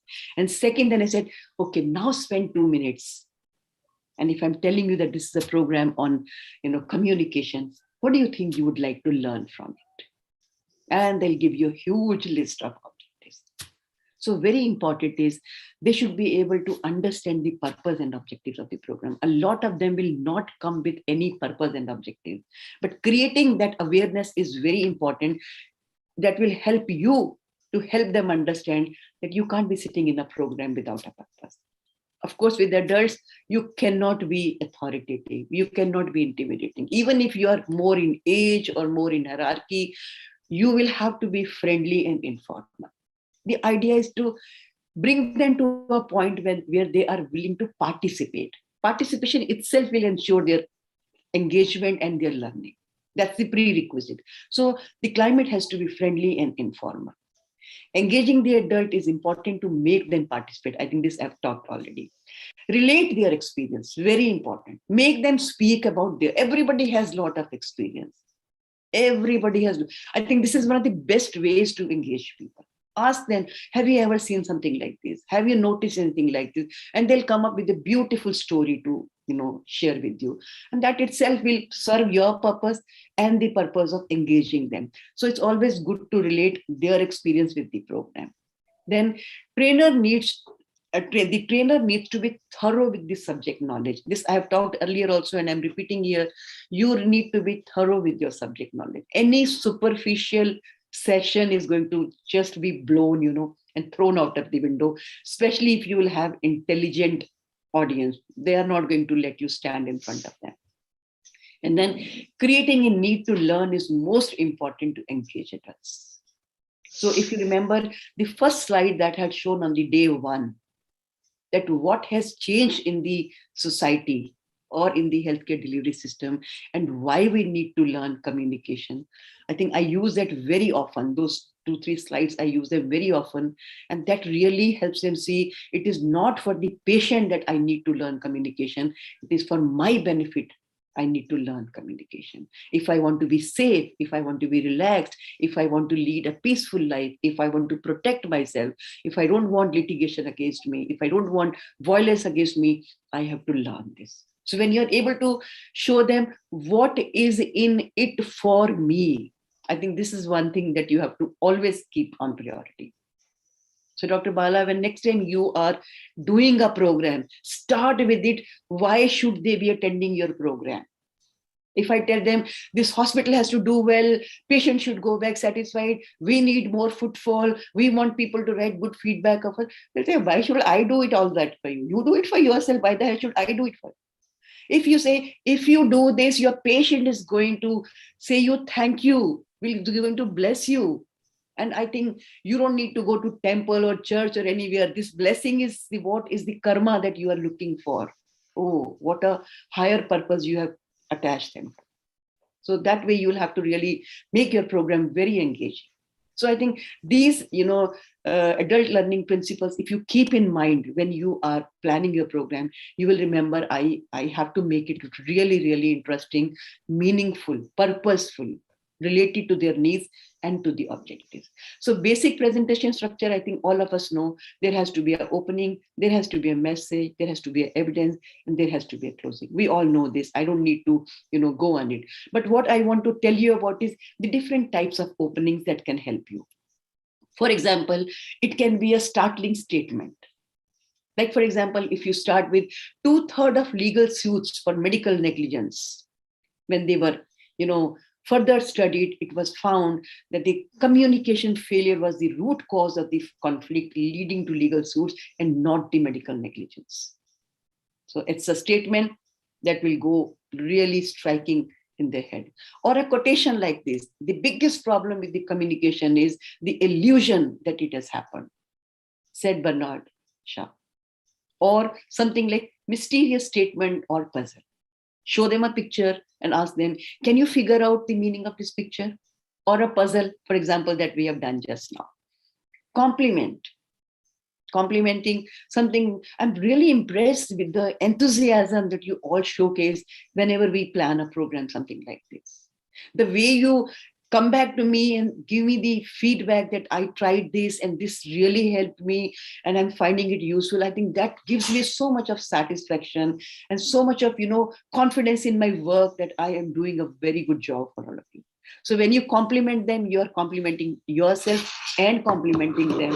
And that can be a wonderful beginning or the opening. Or something like a dramatic incident. You could talk about an incident that left you startled. Oh, I went to a hospital and the staff was so nice, so courteous. I was really surprised. Even that can be a wonderful, benchmark created for them. Or any personal experience where you share what happened with you and what you experienced. So something like this can be, integrated right in the beginning. As there is a saying, well begun is half done. So initial few seconds will decide how long you will be able to sustain your audience attention. So make sure that your beginning is bang on. It has to have an element of surprise, interest, curiosity, compliment, something that's interesting, that's joyful, that's cheerful. Then when you're talking about the evidence, as I said, the body should have evidence. It's very important, especially with the educated class, professionals, people who are experienced. So they will not just simply trust your words till you have built rapport with them. So initially you will require a lot of evidence to showcase what you're saying is not in air, but you have a reason to say so. For example, when you give them demonstrations, when you show them videos, and when they see that and they realize, okay, this is how we do, and this is the right way of doing. So role plays, skits, videos, they are wonderful ways to show them the evidence of what exactly happens around us. Then illustration, then examples of personal experience, examples and personal experience of self and even from the audience can be an evidence. Okay, has any one of you been to hospital lately? So what has been your experience? Or has any one of you been to, have any one of you been to government hospital lately? So what has been your experience in the OPD? So when people will say or talk about it, you will have an evidence that it's coming from the audience, so it cannot be a lie. Facts, figures, data, research reports, they are very good ways to support what you are saying. So every time you show a figure or a data, it's always good to write the source. Even if the person cannot read the source, one, in case if they ask, you can point out this is taken from this study. And also, if they can see name of the study, they will know that it is not a fake statement, but it is coming from a research report. Then exhibits like newspaper cutting or pictures taken from on-site, especially when we are doing assessment, a lot of time we take pictures. So when we went for that RML assessment, when Dr. Pinky was there, and I had just gone for communication assessment, so I took a lot of pictures of the OPD and the posters and disfigured posters and ill-informed posters. So that itself was enough to showcase whatever saying was not in air, but it had, it was substantiated with these things. Then analogies is also a very good way of creating evidence. Testimonials. So if you get testimonials from people who were really very blessed, very well placed, or who are authority in their subject, so when people like them write for you or say about you, it automatically give evidence to what you're saying or you're doing. So that was about the evidence. We talked about opening, we talked about the evidence. I'm talking about the closing. As opening, I think closing is also an equally important part of your session. Make sure that you close the program in a very systematic manner. I think summarizing is a very good way of closing your session, because you need to reiterate what has been learned. So maybe in the end, if you say, in nutshell, communication skills are not just for the patient satisfaction, but they add to the professional satisfaction of the providers as well. So that's to emphasize the point that it is not for the patient, but for us that we are learning this. Or asking the participants to talk about the takeaway. So ask them, what is your takeaway? So takeaway is a wonderful way of summarizing, and everybody will be able to give you at least 1 point. So it will be kind of a revision for everybody, and also an assurance to you that people have really learned and they are remembering. Then reiterating the benefits of something that you want them to do. So for example, if you talk about communication skills reduces physician burnout and stress, and I think it's time that we realize its importance and integrate this with our clinical practice. Or throw down a challenge. If you seriously want to avoid aggressive reactions and litigation, start practicing effective communication skills. So in a way, you are kind of showing them a way what needs to be done after this session. Or a quotation like this, which I use very often at the end of my program: if learning new ways is boring, try ignorance. So you would know how that can be more harmful than being rigid on learning.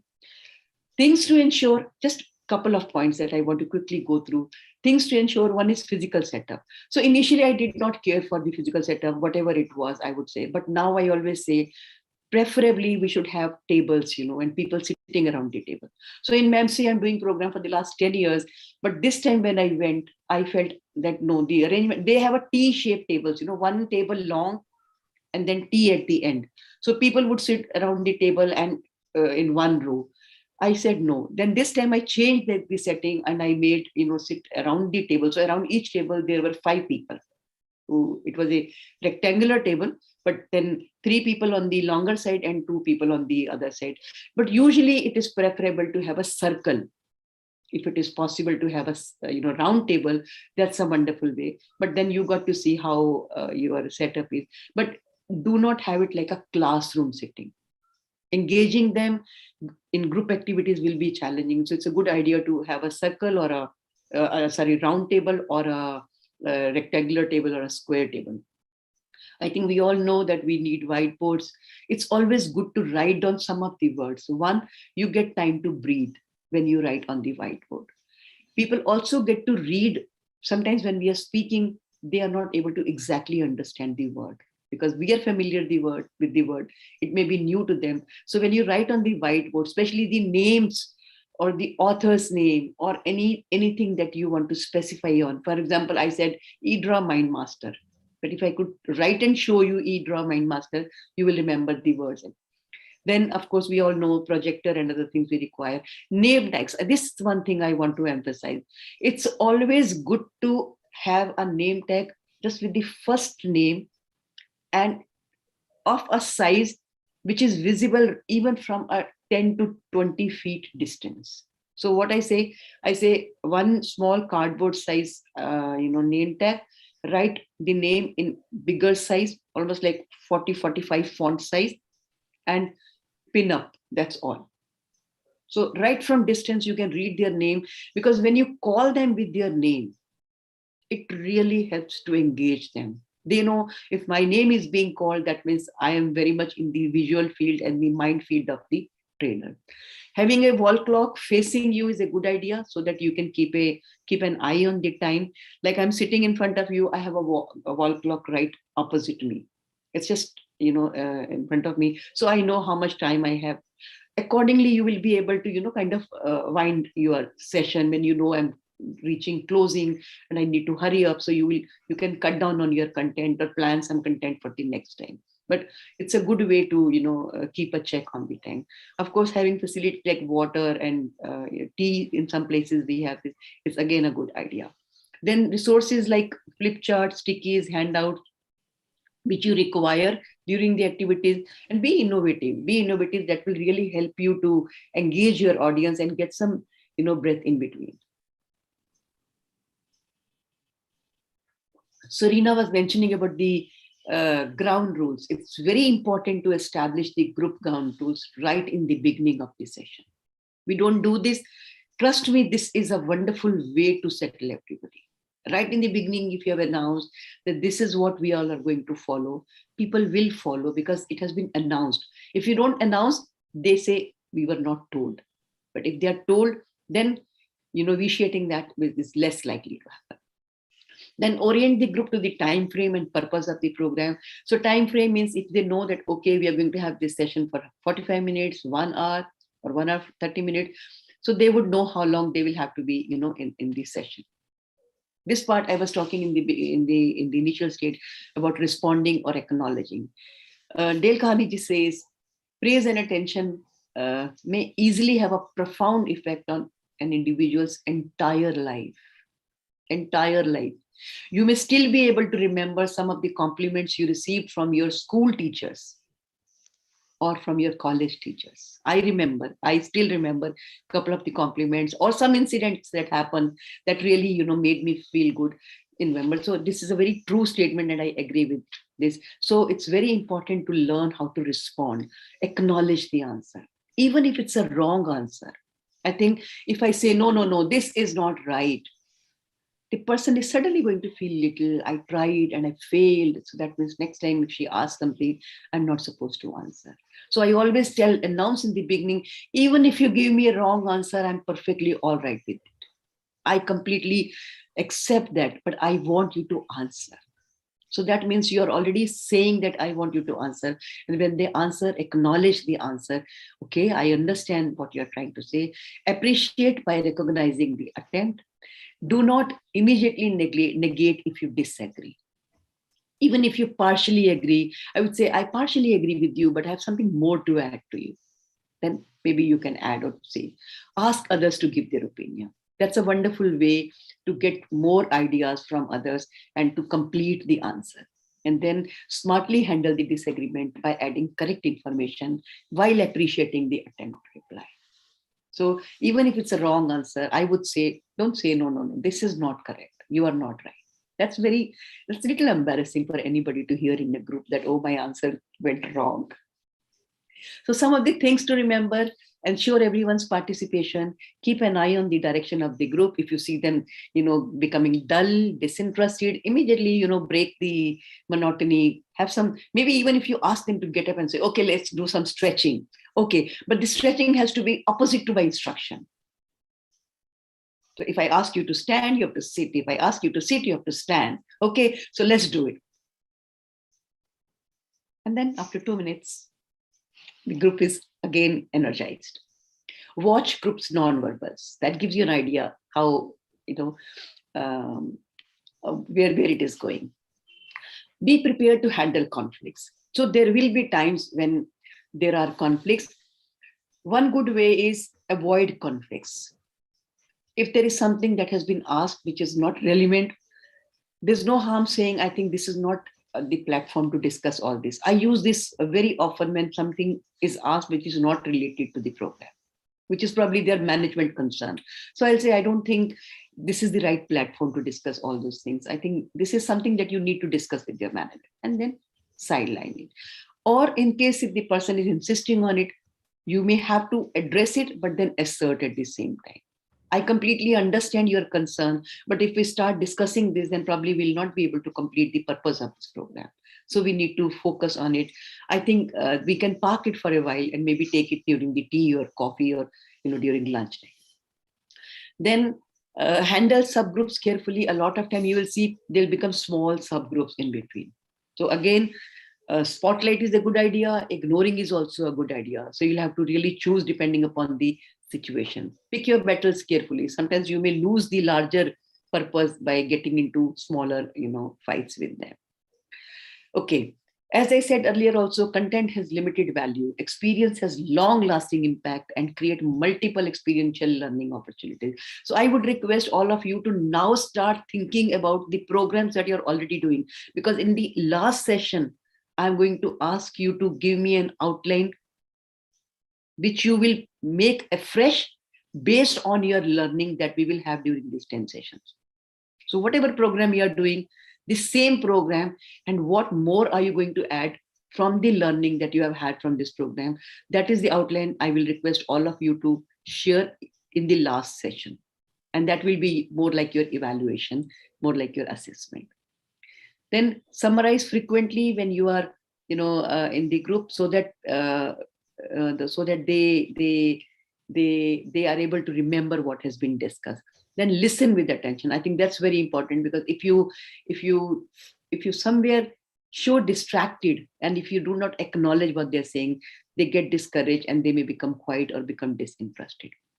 Now, coming to the disruptive behavior, I think most of it we have covered, so I will not be spending much time, but very quickly, I just summarize what we have discussed. So we can categorize disruptive behavior in 3 categories. One is low degree. So low degree they will be either daydreaming, you can, from their body language, you can make out that it's negative, or they are not participating, they're very quiet, or they are on cell phone use. Again,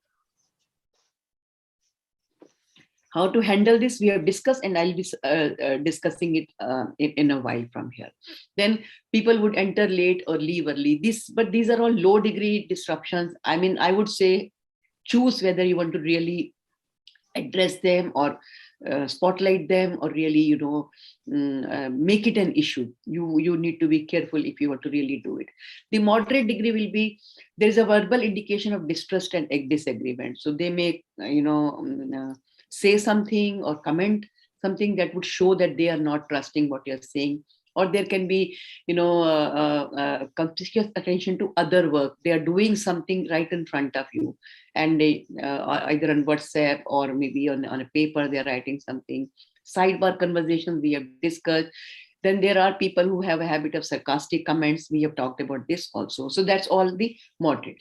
Now, high degree would be when people display aggressive behavior, or they have dramatic exit from the training venue, or they even threat others, or they may even threat you, or they may have a disparaging remark towards others or even towards you. So all this is a part of high degree, disruption. Now, quickly, how do you handle? We have talked about it length, so I'm not spending much time on it. One is acknowledge the behavior. If you think you want to address it, sometimes even acknowledging helps to give you that confidence that yes, I need to deal with it. Then determine the underlying cause. So sometimes could be they are sitting at a place where they are not able to make eye contact with you, so there's a possibility that there's a chance for distraction. So if you are able to determine the underlying cause, you can address it, make their sitting in a manner so that they are always making eye contact, and even you can make eye contact. You can walk up to them, you can go closer to them. But if they're sitting in a corner where you can't go and go closer to them, then they are kind of out of sight. Then prevent by assigning them the right seat or establishing ground rules and changing your interaction. We have talked about it. We have talked at length about it. And then reading their verbal and non-verbal, and accordingly responding to that. Then sometimes even private discussion, one-on-one, during tea or during a short break, making it not like being aggressive with them, but just helping them see the larger interest and how their disruption is disturbing everybody, can help you to prevent it further. Resolve by taking appropriate action. For example, if it's something that you need to address, you need to talk to management, or you need to suspend training or stop for a while. You will have to take a call depending upon the situation. And then this is not resolve. It's not resolve. I'm sorry, this word is not appropriate. So this is actually encourage or support positive behavior. I'm sorry for the typing error. So quickly, some of the helpful personal attributes of facilitator. I'm sure we have discussed it, but just run through. So enthusiasm and commitment, as I said, it has to be visible. It has to be right on your face, your body language, your tone of voice, your gesture. In every instance, it should be visible. Then cognitive and behavioral flexibility is very important. Trainers and facilitators who are rigid in terms of their thought processes and in terms of their behavior, they are going to have challenge and difficulty, enjoying their training. Be flexible with time, with break, with, be readiness to, for example, if you think people are not liking it, I think it's becoming very boring. Let's do something else. Even I'm not liking to, do it, and so do some activity. So that's a way to engage them and also kind of speak for them. So this is an important asset that I think we need to work on. Personal awareness. So those of us who have the habit of, suddenly becoming inconfident or feeling inconfident when others are not listening, or we start losing, confidence or becoming disinterested.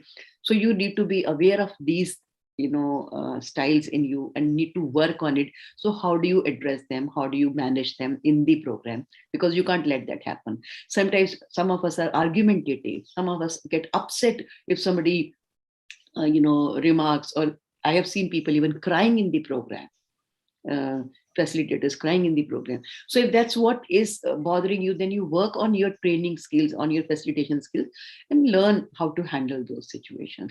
Cultural awareness, because when you are traveling across the country and even outside, you need to be aware of the, the cultural differences you might experience at different places. So you have to be mindful of those differences and use them to your advantage.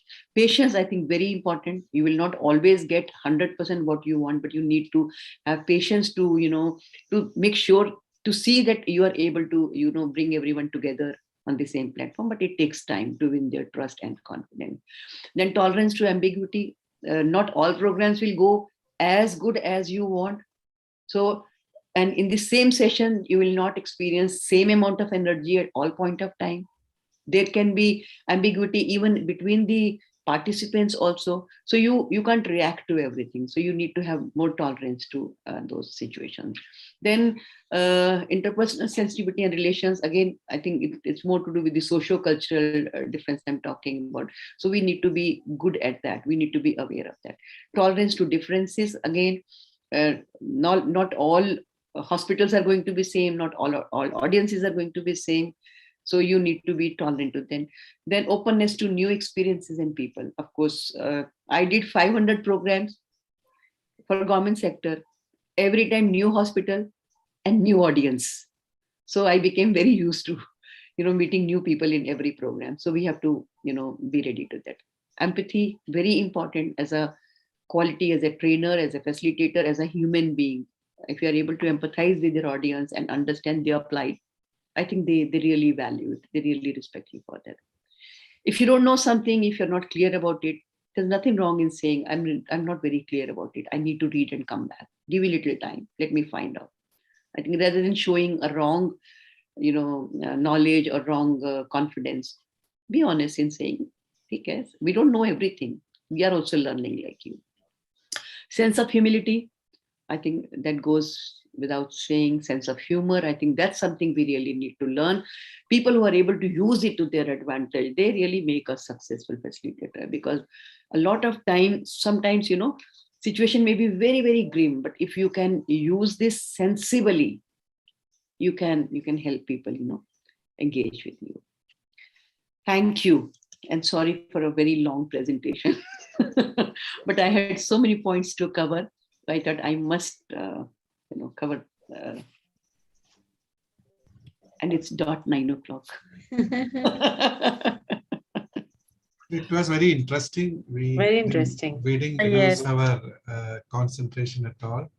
Thank you so much. Thank you so much. Your feedback gives me so much of energy. Thank you. Thank you. Yeah. Thank you. Very interesting, madam. Seriously. Very interesting. Thank you. You all are very experienced facilitator, I'm sure. Only thing is, when we read these slides like this, you get a lot of confidence in the way you're already functioning. You feel so satisfied. Oh, I'm already following it. Yeah. So when I hear you, for a moment, I have a feeling they know everything. So what am I going to tell them? But then when we collectively discuss, I think what I don't know, I get to learn from you. That happens for each one of us. I think that's the purpose of learning together. Yeah. So I hope this session helps you in designing your program. Already effective programs, making them more effective, more interesting, more engaging, more successful. I think I want to focus on you being successful in designing your program and running your program successfully. One doubt I have, madam. You have said every program you make different PPT. Yes. So you had 1,500 programs, so you would have had 1,500 PPTs with you. just a joke. Very true. No, very true. Very true. Great observation. So I mean, my energy comes from my audience. Yeah. My learning comes from my audience. So any question you wish to ask? Although it's 9, but we can spend another 5 minutes maybe before we close. You told about the personal awareness during the training program. So how to work on this? Because sometimes, so we may be out of the track, or so how to make that point clear? Very good question. So personal awareness is very important. If I don't know this subject, I need to know this subject. I have to be thorough with my subject. People will snowball you with questions. If you're able to answer some of the questions with confidence, you have already flowed your audience. Yeah. That's one thing. Second is learn new ways of doing it. Observe people, how they do it. Somebody recently, recommended to me, which I'm going to do, and I'm going to join that this thing, and that's I'm forgetting the name. I'm watching some of the program. It is right here, but I'm not. Let me think. So watch lot. Sorry, sir. Toastmasters program.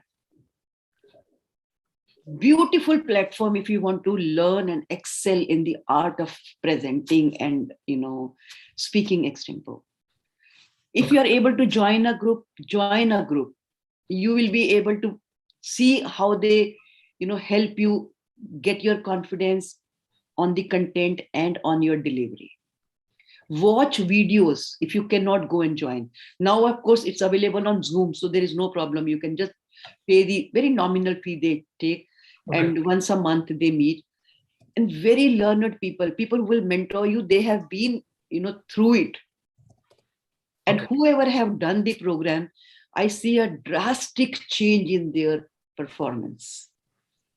So anybody who wants to be a trainer, they must watch videos of Toastmasters, how they use their body language, how they use their pause, how they use their tone of voice, everything. Beautiful. Then talk to people. Don't hesitate admitting that I lack this. Accepting that I need to learn this is the first step toward making things better. The biggest problem is we deny. We don't accept. We shy. I would say, I didn't know this. I learned it. And don't hesitate learning. Till date, I keep attending programs. I'm a student in one program and I'm a facilitator in another program, and enjoy both the roles. Okay. And there is so much to learn. Sky is the limit. Thank you. And take feedback from some of very confident people whom you can trust. Ask them, tell me, where am I, what do I need to improve? So they will give you wonderful feedback. I think this was not okay. This could have been done this way. So pick up one by one. So I remember Dr. Pai mentioned about the atomic habits, 1% every day. At the end of 365 days, I think 37%. Dr. Pai, please correct me. Yeah. 37% you will be better. Just 1% every day. I'm going to read that book. Okay. Definitely. Dr. Captain Sandhya has shared. So thank you so much, Captain Sandhya, for sharing that book. I'm going to read that book and then have a discussion with all of you. Does that help, Dr. Bala? Yeah, definitely. Thank you. And don't hesitate asking these questions throughout the session. We have another, today's session 3 or 4. Today's session 4. So we have 6 more sessions. Even after this, I'm always available. I'm just a call away. I don't like messaging. I like to call. If you pick my call, I believe you want to talk to me. If you don't pick my call, I believe you are busy. You will call me back. That's all. If you don't pick my call, I don't think that you don't want to talk to me. If you call me, I don't pick your call, believe she's busy, she's not taking my call. And I'll call back. I always call back. Even if it's an unknown number, I always call back. So even after the program, anywhere, if you want a hand-holding, you want to talk to me, ask me, how do I make things better? I'm there. I'm available. Thank you. So it's a lifetime contract. It's a lifetime contract with all of you. So nice, madam. So nice. Thank you. Thank you so much. Exactly. Thank you. Grateful. Thank you. So I knew these 2 topics would interest those who are really wanting to work on their training skills. Yeah. Because many of you are here for learning clinical communication. So this is not part of clinical communication. Like I'm sure Dr. Saifuddin is already very well versed with facilitation skills. Dr. Sandhya is very well versed. Dr. Pinky, you are doing a lot of programs already. But then for everybody's interest, I thought, and specifically Dr. Anuradha, who is not here, who will be watching this video, and I think she is missed on these sessions. I wanted her to be here because she wanted to work on her training skill. I think Dr. Pai and Sandhya would agree, because, in being in a hospital, and sometimes you have to present to a very, very senior and star consultants. Yes. And, then one of them would be a leg puller, and then he will start off. So I found these tips, You're so right. And what will backfire, but still I will try. Sometimes even going up to them and saying, "Sir, आपको already इतना आता है, आप क्यों करते हो?" मेरे यहाँ तो ऐसे ही है, madam. I the other day also I went. Sir मैंने अगले दिन बोला, मैंने, सर आप डांट क्यों रहे थे? मैं कहाँ डांट रहा था? मैंने कहा, सर आप मेरी प्रेजेंटेशन में कुछ नहीं बोलोगे. I तो straight away go and tell him. So good. Madam, we'll do one thing. Presentation में कुछ बोला तो देखना. Madam, we will do one thing. We'll say, just wait. Dial a friend, na? Like in Crorepati, na? We say dial a friend. We'll call madam. Yes, what an idea. What an idea. And then madam will answer him. Dr. Indra, this is going to be great. So they will say other way around. अच्छा अभी आप बोलो, अभी तो आप trainer बन गए हो ना. So I think humility plays a very big role in getting everybody's confidence. Yeah. Accepting that I am also learning like you. I don't know 100%. We'll always keep learning. I know. We all keep learning. So I'm learning from so many of you. Like, you all are so experienced, and you are already in the battlefield, I can say. So you would know much more than what I am trying to talk. But only thing is, maybe I've read this so I can organize it in a content form and present to all of you. Very nicely presented and very useful. Definitely very useful. Thank you so much. Thank you. So can I share the feedback form with all of you before we close, so that we can close it? Give me a second. Sure. Yeah. While you share the feedback form, I want to thank you for one thing. And from session 2, where you have taught us to slow down. We know we were talking about tone and pace and pitch and everything. Slow down, because I realized that I speak very fast. And that was the day I immediately started. I incorporated in my conversation immediately after the session. Wonderful. But today was the 3rd consecutive session. I saw its great impact. I know when people listening, rather it's something like checking back, I could see their reciprocation was much better. They could understand and, rather reproduce the things. It's so 2 were sessions, but meetings. But 3rd one was a review where the reverse was like really important for me, that have they understood what is expected from them or not. So, and I'm putting in deliberate effort in talking slowly, but not too slowly. Initially, yes. The boredom Initially, sets you have in. to It's do. very difficult. I know that, but it's actually helping, and it completely changes the impact of what you say. It completely changes the impact. So I always tell people, people like Amitabh Bachchan and Salman Khan, they have done voice training. They have learned how to deliver. They are not born, actor and actresses. So same way, we have to learn this skill of, making our content impactful in a manner that people are ready to stop and listen to what we are saying. Thank you. Thank you for giving me that feedback. Wonderful. Thank you.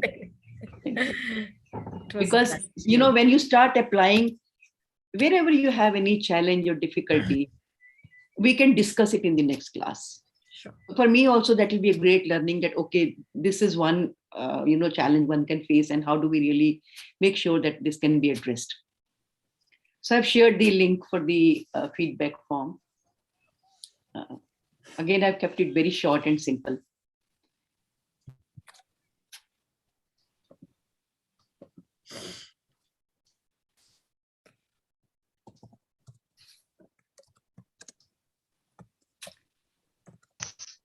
Madam, can you please share it in the WhatsApp group, madam? Okay, 1 second. So can somebody share it, because on my screen I've actually disabled. Just a minute. Okay. Let me just try that. Yeah, please. Yeah. Give me a moment, and Dr. Bala, I'm doing it. Yeah, no, please.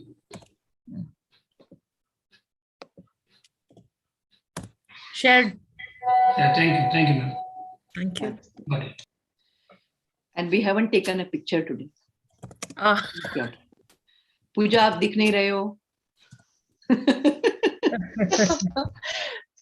So if anybody wants to be in the picture, if you want to have your camera on for a second, Reena and Sharmishta, if you can have your Ma'am, camera. I'm really looking very bad today. No, you are not looking that bad. Do you know? You are looking very, you're very Just good focus looking. the lens on your face, and that's more than enough.